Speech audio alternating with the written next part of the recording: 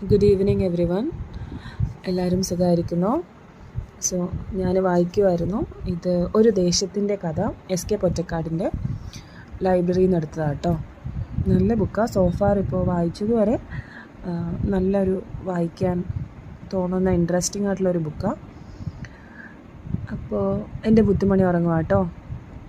പുള്ളിക്കാരിക്ക് ഓയിൻമെൻ്റൊക്കെ ഇട്ട് കൊടുത്തു. ഇന്നലെ ഒരു വട്ടം ഇട്ടു, ഇന്ന് 2 വട്ടം ഓയിൻമെൻറ്റ് ഇട്ടു. അങ്ങനെ 3 നേരം ഇട്ടപ്പോൾ തന്നെ പുള്ളിക്കാരുടെ മുകളിലത്തെ ചുണ്ടിലെ തടിപ്പൊക്കെ ഇച്ചിരി ഒന്ന് കുറഞ്ഞിട്ടുണ്ട്. താഴത്തെ ചുണ്ട് അത്ര വ്യത്യാസം കാണുന്നില്ല. എന്തായാലും ഒരാഴ്ച ഇടാൻ പറഞ്ഞിട്ടുണ്ട്. ഫുഡൊക്കെ കഴിക്കുന്നുണ്ട്.